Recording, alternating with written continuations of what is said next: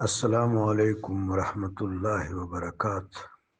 گو کہ ہمارا یہ پیج، یہ نشست، یہ بزم بہت زیادہ احتیاط کی متحمل ہے اور انشاءاللہ والرحمن رہے گی۔ اس میں، اس بزم میں، المودت کے بزم میں محکمات کتاب، متواترات سنت، آثار اہل بیت اطہار اور موافقات امت پر ہم گفتگو کرتے ہیں۔ تمام شرکائے عظام، علماء اکرام، سالکین اکرام جو المودت گروپ میں ہیں، وہ اس بات کو یقیناً ملحوظ خاطر رکھیں گے کہ تو برائے وصل کردن آمدی، نہ برائے فصل کردن۔ وَاعْتَصِمُوا بِحَبْلِ اللَّهِ جَمِيعًا وَلَا تَفَرَّقُوا۔ محکمات کتاب، متواترات سنت، آثار اہل بیت اطہار، موافقات امت۔ حضرت ابو موسیٰ اشعری رضی اللہ تعالیٰ عنہ گورنر بھی رہے ہیں، قرآن عظیم کے الہان میں ایک ایسا مقام رکھتے تھے کہ میرے آقا علیہ الصلاۃ والسلام نے ان سے کہا تھا کہ اللہ نے ابو موسیٰ کو مزامیر داود میں سے ایک مزمار عطا فرمایا ہے۔ امیر المؤمنین سیدنا علی علیہ السلام آپ کی بہت قدر کرتے تھے۔ حضرت ابو موسیٰ اشعری رضی اللہ تعالیٰ عنہ فرماتے ہیں کہ صحابہ اکرام کی عادت مبارکہ تھی کہ جب کسی فقیہ صحابی کے پاس کوئی تابعی سوال لے کر آتا تھا تو وہ تابعی کو ایک اور صحابی کی طرف ریفر کرتا تھا کہ وہ مجھ سے اس بارے میں زیادہ جانتے، وہ کسی اور کی طرف ریفر کر لیتا تھا۔ 11 آدمیوں میں سے گھوم پھر کر پھر وہ فقیہ الامت عبداللہ بن مسعود رضی اللہ تعالیٰ عنہ کے پاس آتا تھا۔ یہی احتیاط تھی جس کی وجہ سے مفاتن اور مفاسد کامیاب نہ ہو سکے، حتیٰ کہ جب جبری حکومتیں آئیں، بنو امیہ کی حکومت، بنو عباس کی حکومت، جو کوارسو گورنمنٹس تھی، جبری حکومتیں تھی، یہ متمردین، مستکبرین اور مترفین کی حکومتیں تھیں، ماں سوائے حضرت عمر بن عبدالعزیز رحمۃ اللہ علیہ۔ ایک دو بندے بنو عباس میں بھی گزرے جس طرح ظاہر باللہ، باقی تو یہ کوارسو گورنمنٹس تھی۔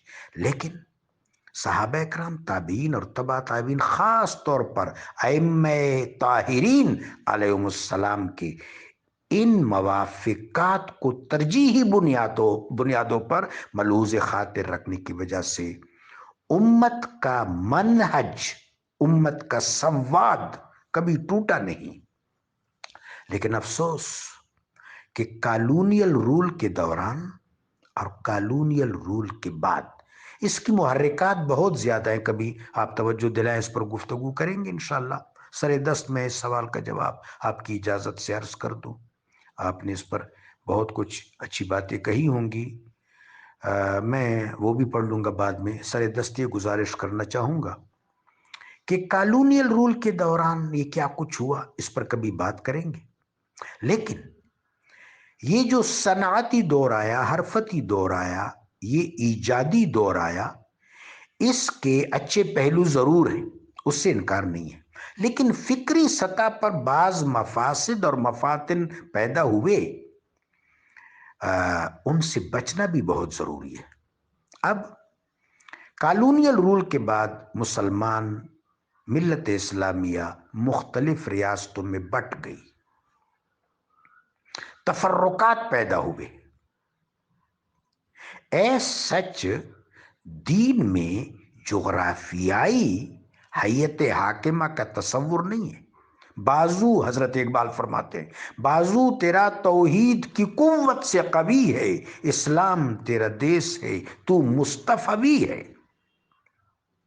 تو اب اس وجہ سے جب یہ مختلف ریاستوں میں بٹ گئے تو استعمار کو ان پر تصرف کرنا، حزب الشیطان کو ان پر تصرف کرنا، غلبہ پانا، تسلط رکھنا آسان ہو گیا، اور انکروچمنٹ ان کے لیے آسان ہو گئی۔ جو مسلمانوں کے ہاں جو کچھ تفرقہ بازی ہے، یقین جانی سنی اور شیعہ کے درمیان، بریلوی دیوبندی کے درمیان، باقی جتنی بھی سلسلے ہیں، اس کی بنیادی وجہ یا تو سیاسی ہے یا استدلال و تعبیر ہے۔ میں طالب علمانہ یقین سے کہہ رہا ہوں کہ سنی شیعہ کے درمیان جو اختلاف ہے یہ دین کا اختلاف نہیں ہے، دونوں مسلمان ہیں، دونوں مسلمان اسلام کی خوبصورت آنکھیں ہیں۔ وہ جو اختلاف ہے وہ تعبیری ہے، استدلالی ہے یا سیاسی ہے۔ اس طرح باقی جو اختلافات ہیں ان کا تعلق بھی استدلال اور تعبیر سے ہے۔ استدلال اور تعبیر معبر کا ہوتا ہے، وہ دلیل نہیں ہوتی۔ دلیل دلیل ہے، استدلال دلیل نہیں ہے۔ استدلال تو اپروچ کا نام ہے۔ دین میں خاصہ کیا ہے؟ دین میں خاصہ کیا ہے؟ میرے آقا نے ہمیں بتایا ہے، میرے آقا و مولا علیہ السلام نے ہمیں ہمارے سامنے اپنا ارشاد نورانی رکھا ہے، الدین النصیحہ، دین خیر خواہی ہے، سب کی خیر خواہی۔ میرے آقا و مولا علیہ السلام نے فرمایا ہے، ادعو الی سبیل ربک بالحکمت والموعظۃ الحسنہ۔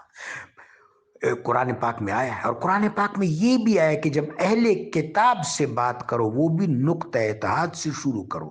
قل یا اہل الکتاب تعالوا الی کلمۃ سواء بیننا وبینکم۔ اختلافی چیزوں کو نہیں دیکھنا۔ امیر المومنین سیدنا علی کرم اللہ تعالی وجہ الکریم کی طرف ایک قول منسوب ہے، خذ ما صفا ودع ما قدر۔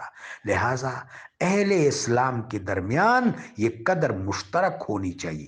تبلیغی جماعت کو دیکھیں، دیوبندیوں کو دیکھیں، بریلویوں کو دیکھیں، اہل حدیث کو دیکھیں، سنی کو دیکھیں، شیعہ کو دیکھیں، اچھے پہلوؤں پر نظر رکھیں، اچھے پہلو پر، مسئلہ پیدا نہیں ہوگا۔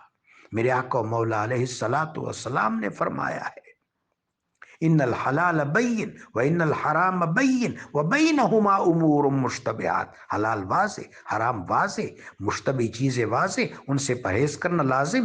میرے آقا قرآن عظیم نے معروف کو معروف رکھا ہے، منکر کو منکر رکھا ہے۔ جب تک کسی چیز پر منکر کا حکم آیات بینات اور حدیث متواترات کی روشنی میں نہ ہو، وہ چیز منکر نہیں ہوتی، وہ بدعت نہیں ہوتی۔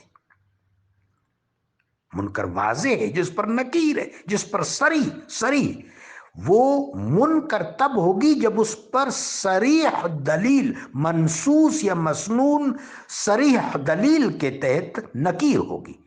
اگر یہ بات نہیں ہے تو وہ معروف ہی رہے گی۔ اس طرح امر رہے گا، نہیں کا حکم اس پر تب ہوگا جب صریح دلیل میں بالکل صراحت النص اور دلالت النص کے تحت وہ بات آ جائے۔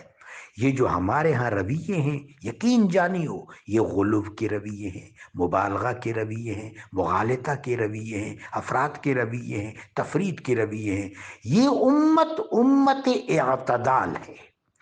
یہ امت اپنے آپ کو قرآن پاک میں تلاش کرے، اپنی نشست تلاش کرے، اپنا منصب تلاش کرے، اپنا منہج تلاش کرے، اپنا راستہ تلاش کرے، سواء السبیل تلاش کرے، سبل السلام تلاش کرے۔ وہ کیا ہے؟ وَجَعَلْنَاكُمْ أُمَّةً وَسَطًا۔ ہم نے تم کو وسط امت بنایا، اعتدال والی، مرکز والی۔ یہ امت محوری ہے، مرکزی ہے، اور آپس میں تو بہر صورت محوری، مرکزی اور معتدل ہے، متوازن ہے۔ باقیوں کے لیے بھی، اہل کتاب کے لیے بھی، دیگر اقوام و ملل کے لیے بھی اس کا منہج توازن و اعتدال ہے۔ خدا کریم و جلیل سب پر کرم فرمائے، اللہ سب مسلمانوں کو شعور دین متین عطا فرمائے، آمین۔